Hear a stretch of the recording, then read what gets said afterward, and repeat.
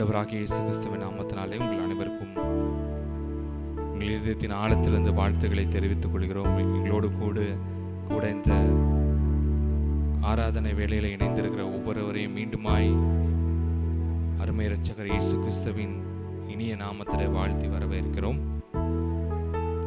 சங்கீதம் 103:8 சொல்லுகிறது, கர்த்தர் உருக்கமும் இரக்கமும் நீடிய சாந்தமும் மிகுந்த கிருபையும் உள்ளவர். நல்லா பாருங்க, கர்த்தர் நமக்கு மிகப்பெரிய இரக்கமான காரியங்களை நம்மளோட வாழ்க்கையில செய்து கொண்டே இருக்கிறார். ஒவ்வொரு நாளும் நம்மளை நடத்தி வருகிறார். அது அவருடைய சுத்த கிருபை, ஒரு இரக்கங்கள்.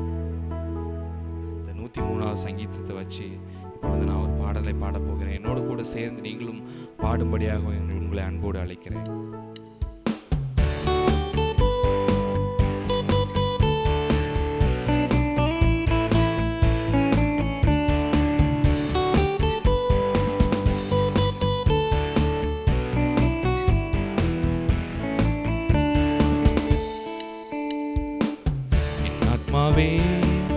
என் உள்ளமே கர்த்தரை துதித்திடுவார்.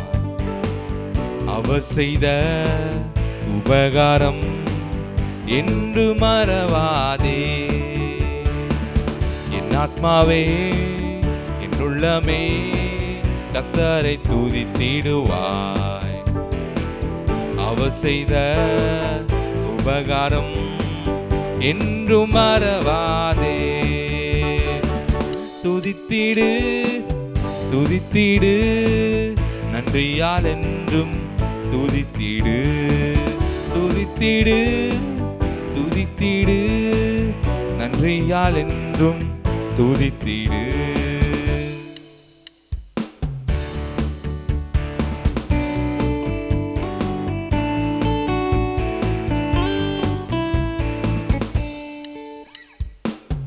உருக்கமாக இரக்கமாக என்னோடென்றும் இருந்தாரே.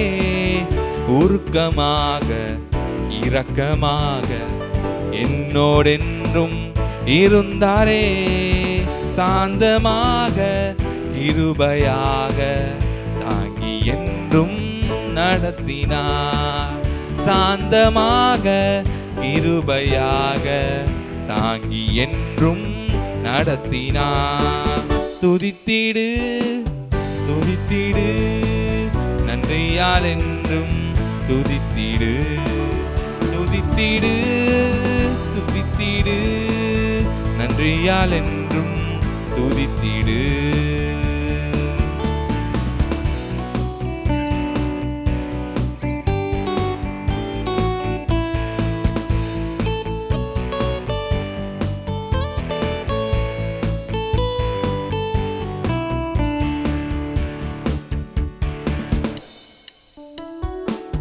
அக்கிரமமெல்லாம் மன்னித்தாரே, நோய்களையும் குணமாக்கினாரே.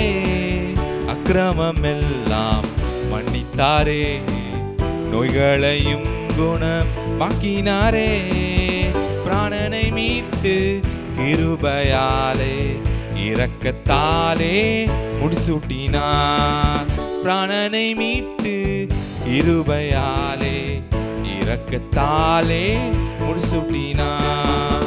துதித்திடு துதித்திடு நன்றியால் என்றும் துதித்திடு. துதித்திடு துதித்திடு நன்றியால் என்றும் துதித்திடு.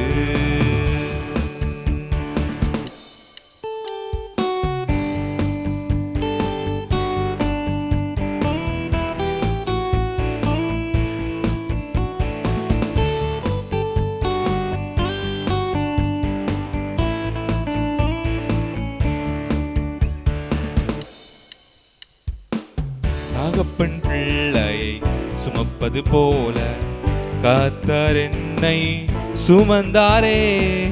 தகப்பன் பிள்ளையை சுமப்பது போல கர்த்தர் என்னை சுமந்தாரே. கழுக்கு சமமாய் என் வயதை வாழ வயதாய் மாற்றினாரே. கழுக்கு சமமாய் என் வயதை வாழ வயதாய் மாற்றினாரே. துதித்திடு துதித்திடு நன்றியால் என்றும் துதித்திடு துதித்திடு துதித்திடு நன்றியால் என்றும் துதித்திடு. ஆத்மாவே என் உள்ளமே கர்த்தரை துதித்திடுவா. அவர் செய்த உபகாரம் என்றும் மறவாதே. ஆத்மாவே என் உள்ளமே கர்த்தரை துதித்திடுவாய். அவர் செய்த உபகாரம் என்றும் மறவாதே.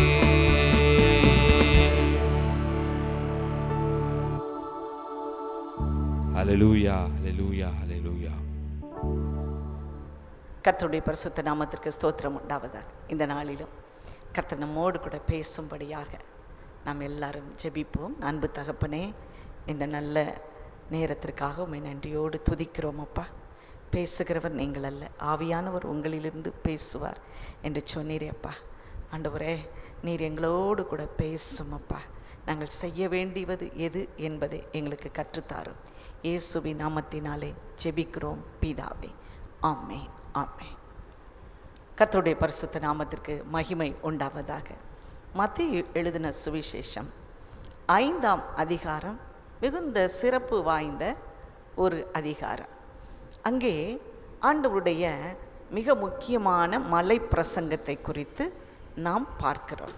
மலை பிரசங்கம் என்ன சொல்லுகிறதாம் பாருங்கள். மத்தேயு 5ஆம் அதிகாரம் 3 சில வசனங்களை நாம் வாசிக்கும்போது, ஆவியில் எளிமை உள்ளவர்கள் பாக்கியவான்கள், பரலோக ராஜ்யம் அவர்களுடையது. துயரப்படுகிறவர்கள் பாக்கியவான்கள், அவர்கள் ஆறுதல் அடைவார்கள் என்று சொல்லிக்கொண்டே சில பாக்கியவான்களாய் இருக்கிறவர்கள், பாக்கியவதியாய் இருக்கிறவர்கள் எப்படிப்பட்டவர்கள் என்று சொல்லி நாம் பார்க்கிறோம்.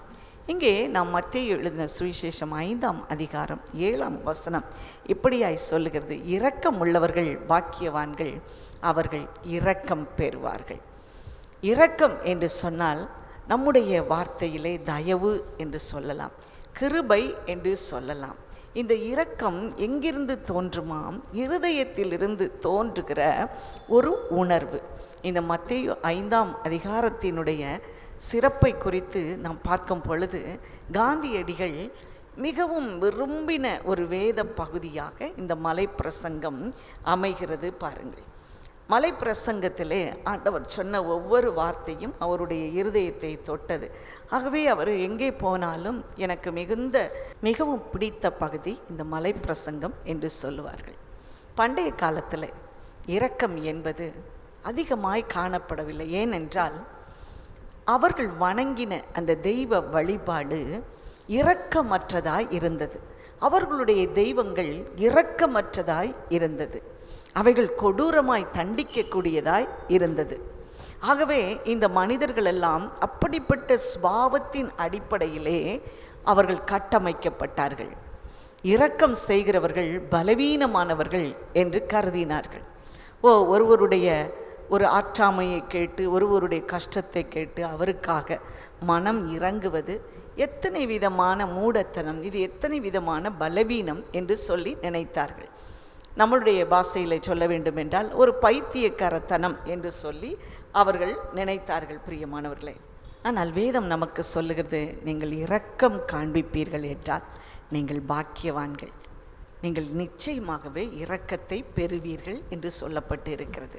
லூக்கா எழுதின சுவிசேஷம் 18ஆம் அதிகாரம் 9 வரைக்கும் உள்ள வசனங்களை நாம் வாசிக்கும் பொழுது 2 பேர் தேவாலயத்திலே போய் ஜெபிப்பதை நாம் பார்க்கிறோம். ஒருவர் பரிசேயர், மற்றவர் ஆயக்காரர்.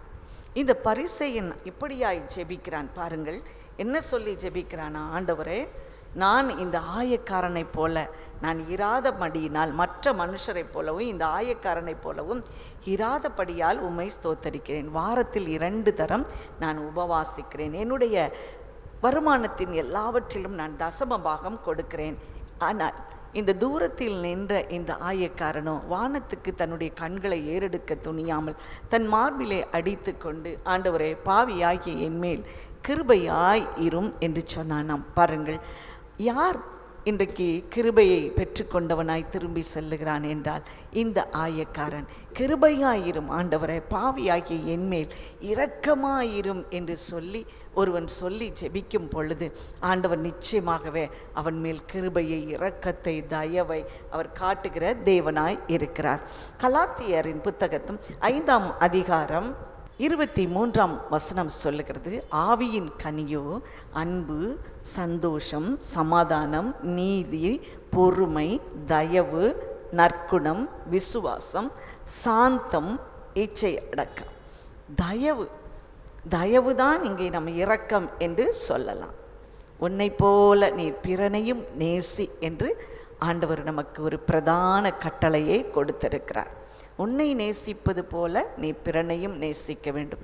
உன்னிடத்தில் நீ அன்பாய் இருப்பது போல நீ பிறனிடத்திலும் அன்பாயிரு என்று சொன்னார். ஆகவேதான் இஸ்ரவேல் ஜனங்களுக்கு ஒவ்வொரு 7ஆம் ஆண்டின் முடிவிலும் அவர் யூபிலி வருஷத்தை நியமித்தார்.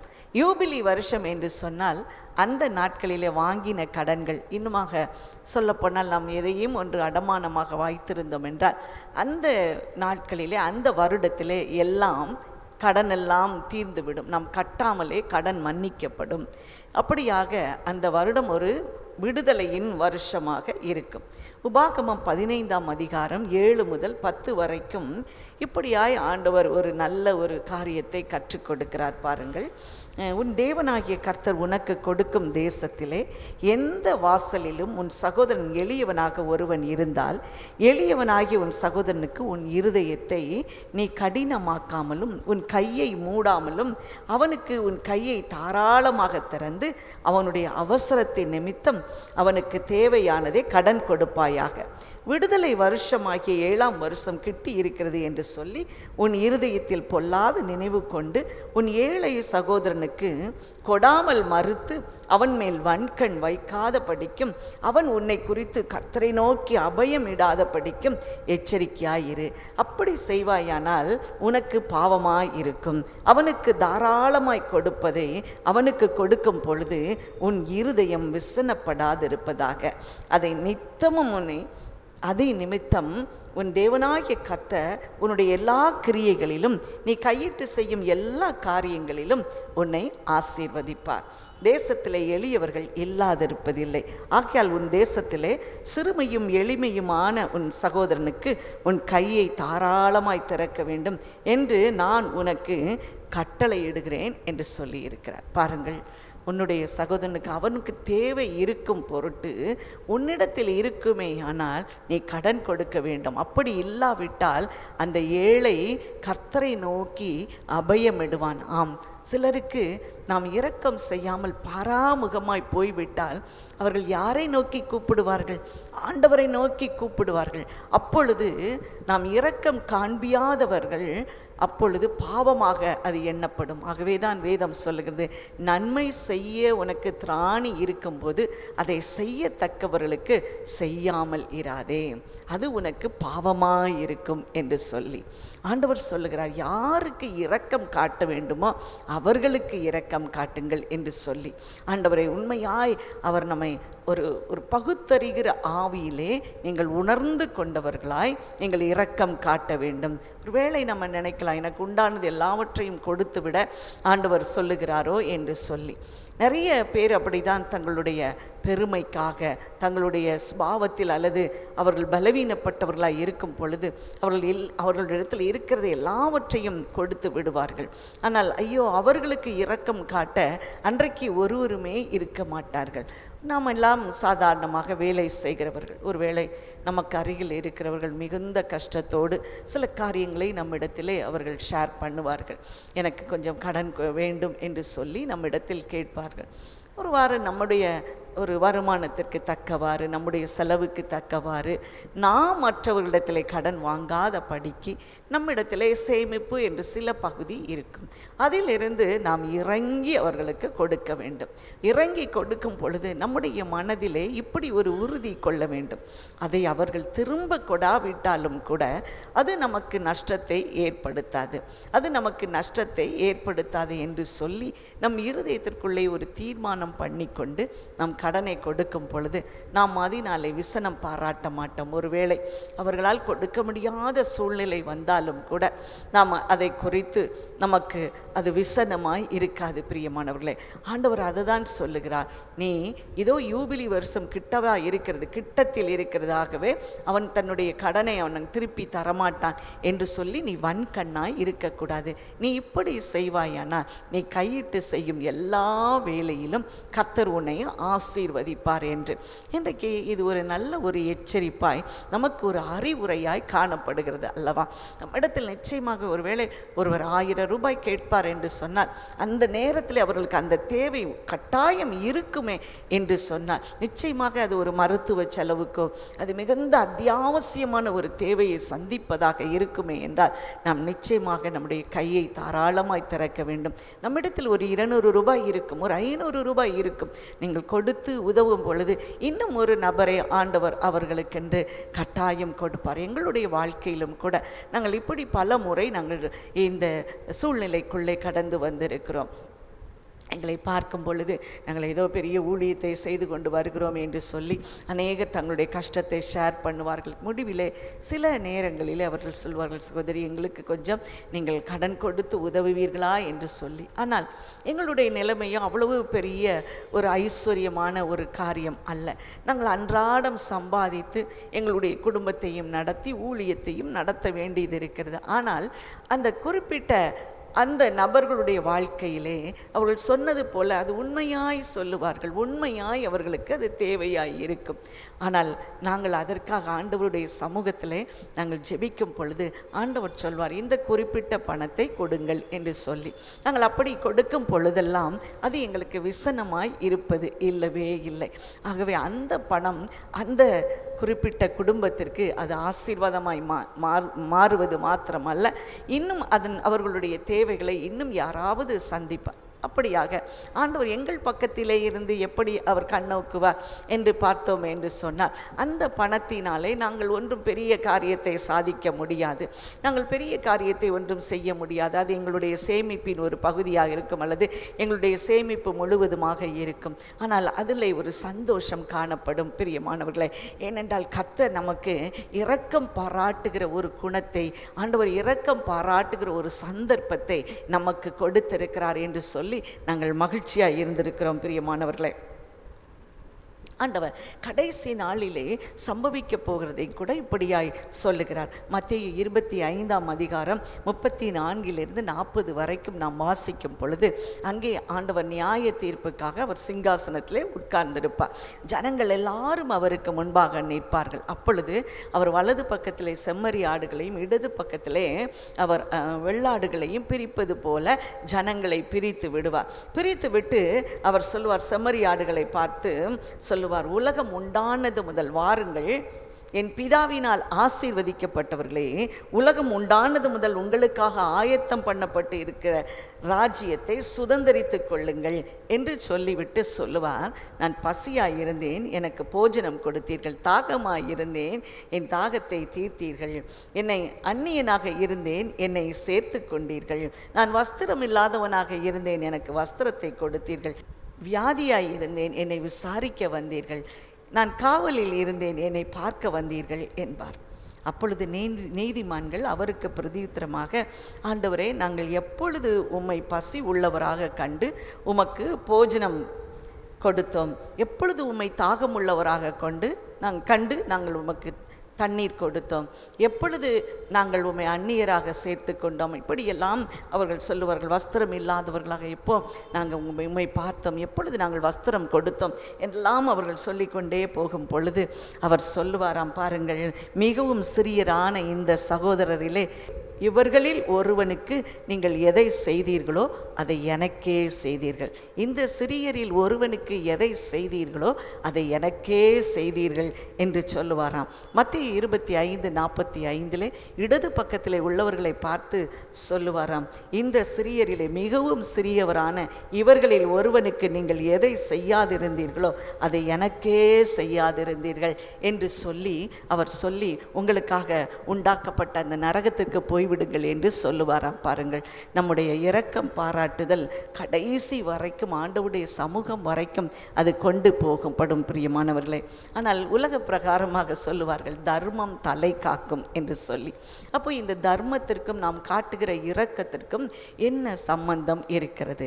தர்மம் தலை காக்கும். இப்பொழுது பாருங்கள், எல்லா இடத்துலையும் போஸ்டர் அடித்து ஒட்டி நாங்கள் இப்படி தர்மம் செய்கிறோம், நீங்கள் எல்லாரும் வந்து இதை வாங்கி கொள்ளுங்கள் என்று சொல்லி நாம் நோட்டீஸ் அடித்து அதை ஒட்டி கொண்டு இருப்பார்கள்.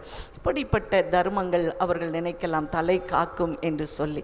இல்லை இல்லை, உள்ளத்தின் ஆழத்திலிருந்து வருகிற ஒரு அனுதாப உணர்ச்சி, ஒரு பரிதாப உணர்ச்சிக்காக நாம் எடுக்கிற முயற்சியே இந்த இரக்கம் பாராட்டுதல். பிரியமானவர்களே, இரக்கம் பாராட்டுதல். என்னுடைய கணவர் ஆஸ்பத்திரி ஊழியத்திற்கு அவர்கள் செல்லுவார்கள்.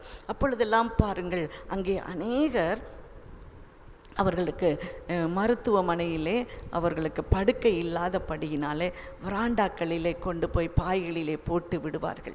பாய்களிலே போட்டு அவர்கள் அதிக நாள் அங்கே தங்கி இருப்பார்கள். யாரிடமாவது அவர்கள் காசு வாங்கி தங்களுடைய தேவைகளை சந்தித்து கொள்வார்கள். மிக முக்கியமாக நல்ல உணவை அந்த அரசாங்க ஆஸ்பத்திரியிலையும் அவர்கள் பெற்றுக்கொள்ளுவார்கள். பிரியமானவர்களை, அப்படிப்பட்டவர்கள் அங்கே தங்கி இருப்பார்கள். அவர்களுடைய பிரச்சனை என்ன?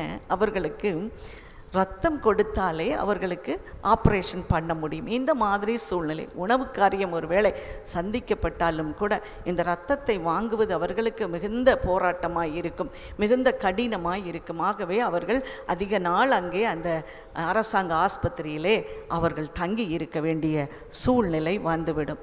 அப்பொழுது ஒரு சகோதரி இப்படியாய் வந்து சொன்னார்கள், பாஸ்டர், எனக்கு 7 பாட்டில் பிளட்டு தேவைப்படுகிறது, எனக்கு இந்த பிளட்டை நீங்கள் அரேஞ்ச் பண்ணினால் எனக்கு ரொம்ப உதவியாக இருக்கும் என்று சொன்னார். அவள் ஒரு 21 வயது நிறைந்த பெண். அங்கே 14 வயதிலிருந்து 21 வயது வரைக்கும் அந்த ஆஸ்பத்திரியிலே இருக்கிறார். கிட்டத்தட்ட 7 வருடங்கள்.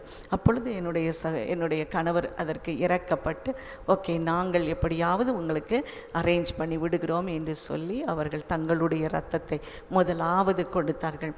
அங்கே ஆஸ்பத்திரியில் இருக்கிற மருத்துவரை கண்டு, நான் இந்த 7 பாட்டில் பிளட்டை நான் எப்படியாவது உங்களுக்கு கொடுத்து விடுவேன், நீங்கள் முதலாவது அவளுக்கு ஆப்ரேஷன் செய்யுங்கள், என்னுடைய இரத்தத்தை முதலாவது எடுத்துக்கொள்ளுங்கள் என்று சொல்லி அவரிடத்தில் பேசினார். அந்த மருத்துவருக்கு மிகுந்த ஆச்சரியம். நீங்கள் யார் என்று கேட்டபொழுது, எனக்கும் அவங்களுக்கும் எந்த சம்பந்தமும் இல்லை, நாங்கள் தேவனுடைய காரியமாய் வந்திருக்கிறோம், சுவிசேஷம் அறிவிப்பதற்காக நாங்கள் வந்திருக்கிறோம் என்று சொன்னார்களாம். அப்பொழுது அந்த மருத்துவர், யாரோ ஒருவருக்கு இவ்வளவு இரக்கம் இருக்கும் பொழுது மருத்துவராகிய எனக்கு எவ்வளவு இரக்கம் இருக்க வேண்டும் என்று சொல்லி அந்த மகளுக்கு அவர்கள் ஆப்ரேஷன் செய்ய தொடங்கினார்கள். மிகுந்த காம்ப்ளிகேஷனாக உள்ள அந்த ஆப்ரேஷனை அந்த டாக்டர் லகுவாய் செய்து முடித்தாராம். அவர் அதற்கு சாட்சியாக எங்களை தேடி வந்தார். எங்களை தேடி வந்து, அவர் இயேசுவை ஏற்றுக்கொண்டவர் அல்ல, ஆனால் பாருங்கள், அந்த இரக்கம் செய்கிற பொழுது அந்த காரியம் அவருடைய இருதயத்தை தொட்டது. அவர் சொன்னார் கடைசியில், கிறிஸ்தவர்களால் தான் இப்படிப்பட்ட ஒரு இரக்கத்தை செய்ய முடியும். நான் அந்த ஆப்ரேஷன் செய்யும் பொழுதே நான் பார்த்தேன், எனக்கு மிகுந்த எளிதாக இருந்தது. ஆகவே அந்த மகள் பிழைத்து கொண்டால் சுகமாய் அவளுடைய இருப்பிடம் சென்று விடுவாள் என்று. இப்படியாய் சில நாட்கள் கடந்தது. அந்த மகள் ஒரு லெட்டரை அனுப்பியிருந்தாள். அதிலே அவள் ஒரு ரெட் இங்கிலே எழுதப்பட்டது போல இருந்தது. அவள் சொன்னாள், என்னுடைய பெற்றோர் முள்ளை வெட்டி அதை கறியாக்கி விற்று சாப்பிடுகிறவர்கள், நானும் அந்த தொழில்தான் செய்கிறேன். இப்பொழுதும் பாருங்கள், என்னுடைய உடலில் ஓடுகிற இரத்தம் உங்களுடைய இரத்தம். அந்த இரத்தத்தை அந்த முள்ளினாலே தொட்டு தொட்டு நான் இந்த கடிதத்தை உங்களுக்கு எழுதுகிறேன் என்று சொன்னான். பாருங்கள், அந்த கடிதம் இரத்தத்தினால் எழுதப்பட்டிருந்தது. பாருங்கள், ஏதோ ஒரே ஒரு பாட்டில் இரத்தம் மாத்திரமல்ல, ஒரு வாக்குறுதி, அதுக்காக ஒரு தேடல். இந்த 7 பேரை எப்படியாவது இந்த மற்ற 6 பாட்டிலை எப்படியாவது கொடுத்து விட வேண்டும் என்று சொல்லுகிற ஒரு முனைப்பு.